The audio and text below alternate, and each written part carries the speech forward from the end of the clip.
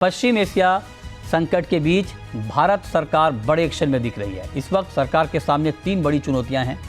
Dollar को विदेश जाने से कैसे रोका जाए, विदेशों से कैसे डॉलर को भारत लाया जाए और लगातार गिरते रुपए को कैसे संभाला जाए। आज हम इन तीनों चुनौतियों से निपटने के उपायों पर चर्चा करेंगे। हम बात करेंगे कि कैसे डॉलर की खपत को, डिमांड को कम किया जाए, रुपए को कैसे स्ट्रांग किया जाए।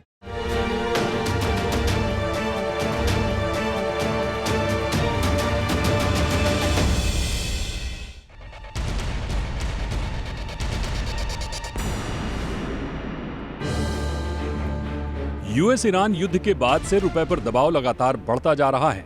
युद्ध शुरू होने के बाद से अब तक रुपया 4.7% फिसल चुका है और इस साल का कुल नुकसान 6.5% तक पहुंच गया है। कच्चे तेल में उछाल से डॉलर की मांग बढ़ गई है। वहीं FIIs की लगातार बिकवाली ने आग में घी डालने का काम किया है।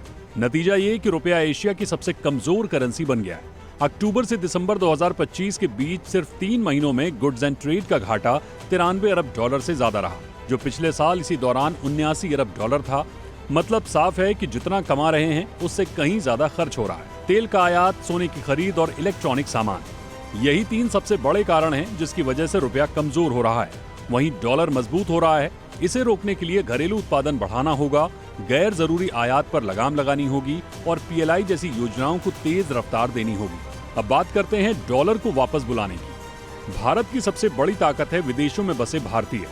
वित्त वर्ष 2025 में प्रवासी भारतीयों ने 135 अरब डॉलर से ज्यादा की रकम स्वदेश भेजी और इस मामले में भारत पूरी दुनिया में नंबर 1 है। IT और सर्विस सेक्टर का एक्सपोर्ट अकेले अक्टूबर से दिसंबर 2025 के बीच 57 अरब डॉलर रहा। FDI यानी विदेशी प्रत्यक्ष निवेश भी अप्रैल से दिसंबर 2025 के बीच 47 अरब डॉलर से ज्यादा रहा, जो पिछले साल से 18% ज्यादा है। और अब ब्लूमबर्ग की रिपोर्ट के मुताबिक सरकार एक और बड़ा कदम उठाने पर विचार कर रही है। विदेशी बॉन्ड निवेशकों का टैक्स 20% घटाने की तैयारी है। RBI पहले ही ये सिफारिश कर चुका है। 2023 से पहले विदेशी निवेशकों को सिर्फ 5% टैक्स देना पड़ता था, लेकिन जैसे ही ये बढ़कर 20% हुआ, विदेशी निवेशकों ने भारतीय बॉन्ड मार्केट से मुंह मोड़ लिया। अगर ये राहत मिली तो भारत में डॉलर का एक नया रास्ता खुल सकता है। और अब सबसे बड़ा सवाल, रुपए की गिरावट कब थमेगी। इस साल अब तक रुपया डॉलर के मुकाबले करीब 6% टूट चुका है और एशिया की सबसे कमजोर मुद्राओं में शामिल हो गया है। गुरुवार को ये 95.95 रुपए प्रति डॉलर के रिकॉर्ड निचले स्तर पर पहुंच गया। RBI के पास अभी करीब 690 अरब डॉलर का विदेशी मुद्रा भंडार है, जो करीब 11 महीने के आयात के बराबर है और यही असली ढाल है।